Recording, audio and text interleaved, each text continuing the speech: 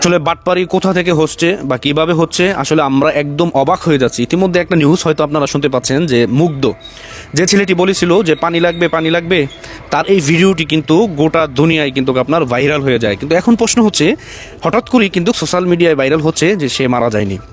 জুলাই আগস্টের ষড়যন্ত্রে একজন শহীদের কথা বলা হয়েছিল মুগ্ধ। আমরা পরবর্তীতে দেখলাম শহীদরা আবার ফিরেও আসছে। অবিশ্বাস্যভাবে সবাইকে ছাড়িয়ে যোজন যোজন এগিয়ে সাবেক প্রধানমন্ত্রী শেখ হাসিনা। দর্শক, এইমাত্র ডক্টর মোহাম্মদ ইউনূসের ভয়ঙ্কর ষড়যন্ত্র ফাঁস হয়েছে। শহীদ মুগ্ধ মারা যায়নি, তিনি বেঁচে আছেন। এই ষড়যন্ত্র ফাঁস হয় ডক্টর মোহাম্মদ ইউনূস কঠিনভাবে ফেঁসে যাচ্ছেন।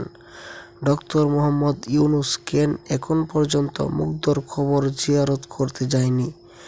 দর্শক, এই ভিডিওতে আপনাদেরকে দেখাবো ষড়যন্ত্র ফাঁস হওয়ায় শেখ হাসিনা কিভাবে এগিয়ে যাচ্ছেন। তিনি দেশে আসতে পারবেন। আন্তর্জাতিক মহল থেকে ডক্টর ইউনূসকে কঠিনভাবে চাপ দিচ্ছেন। দর্শক, ভিডিওতে সম্পূর্ণ তথ্য রয়েছে, না টেনে সম্পূর্ণ ভিডিওটা দেখবেন। চ্যানেলে নতুন হলে সাবস্ক্রাইব করে রাখবেন, একটি লাইক দিয়ে দেখতে থাকুন সম্পূর্ণ ভিডিওটি। আসলে বাটপারি কোথা থেকে হচ্ছে বা কিভাবে হচ্ছে আসলে আমরা একদম অবাক হয়ে যাচ্ছি। ইতিমধ্যে একটা নিউজ হয়তো আপনারা শুনতে পাচ্ছেন যে মুগ্ধ যে ছেলেটি বলেছিল যে পানি লাগবে পানি লাগবে, তার এই ভিডিওটি কিন্তু গোটা দুনিয়ায় কিন্তু আপনার ভাইরাল হয়ে যায়। কিন্তু এখন প্রশ্ন হচ্ছে, হঠাৎ করেই কিন্তু সোশ্যাল মিডিয়ায় ভাইরাল হচ্ছে যে সে মারা যায়নি। তাহলে কি বাকি শহীদদের মতো কি সেও কি ফিরে আসতেছে?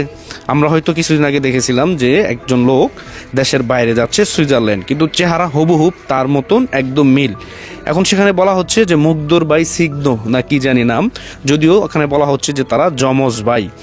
কিন্তু আসলে প্রকৃত অর্থে নাকি এরকম কোনো খোঁজ কেউ পায়নি।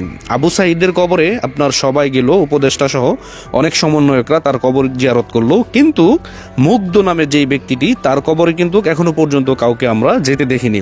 তার মানে এটা আসলে একটি আপনার প্রতারণা জাতির সাথে। আমরা মনে করি যদি এই বিষয়টি সত্যি হয়ে থাকে, যদিও এখনও এটি আমরা ক্লিয়ার হতে পারছি না। যদি ক্লিয়ার আমরা ওই সময় হতে পারবো, তার যেই মৃত্যু সেটি কনফার্ম করতে হবে যে আসলে সে মারা গেছে বা তার কবর কোথায় রয়েছে, আসলে কি জাতির সাথে কোনো প্রতারণা করা হয়েছে কিনা, এবং কি এই জুলাই আগস্টের যেই হত্যাকাণ্ড যারা কিলিং মিশন চালিয়েছিল শেখ হাসিনাকে ক্ষমতা থেকে উৎখাত করার জন্য, ইতিমধ্যে সমন্বয়করা যা বলতেছে যে শুধু একমাত্র তারাই ছিল সেই পরিকল্পনা মাফিক একটি বিষয়, যে সরকার পতনই ছিল তাদের মূলত আপনার সকল একটি মাস্টার প্ল্যান।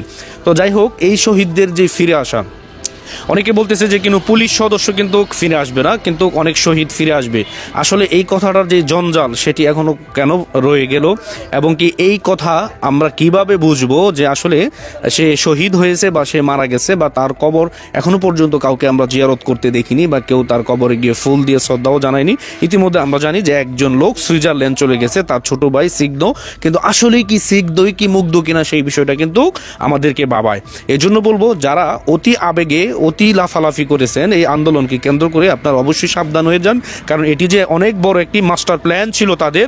প্রত্যেকটি জীবনের মূল্য তারা 30 লক্ষ টাকা করে বাজেট করে তারা যে এরকম একটি প্রোপাগান্ডা যে তারা চালিয়েছে, এটি আসলে বলার কোনো অবকাশ রাখে না, এবং এদেশের মানুষকে বিশাল বড় একটি ধোঁকা যে ইতিমধ্যে তারা দিয়েছে সেটারও বলার কোনো অবকাশ রাখে না। আমি চাই দ্রুত সময় এই বিষয়ে জাতির সামনে সঠিকটা তুলে ধরার জন্য, এবং কি দ্রুত সময় যেই মুগ্ধের নাম ব্যবহার করে পানি লাগবে তার এই ইমোশনকে কেন্দ্র করে যারা ইতিমধ্যে ঝাঁপিয়ে পড়েছিল, আসলে কি সে ওই লোক কিনা সেটি দ্রুত সময় জাস্টিফাই করার জন্য আমি অনুরোধ জানাচ্ছি। অবিশ্বাস্যভাবে সবাইকে ছাড়িয়ে যোজন যোজন এগিয়ে সাবেক প্রধানমন্ত্রী শেখ হাসিনা, যাকে গত 3 মাস আগে সবকিছু হারিয়ে তল্পি তল্পা গুটিয়ে দেশ ছেড়ে দেশের বাইরে চলে যেতে হয়েছে, সেই মানুষটির প্রতি কেন দিনে দিনে সাধারণ মানুষের সমর্থন বাড়ছে, এর উত্তর আমি আপনাদের কাছে জানতে চাই।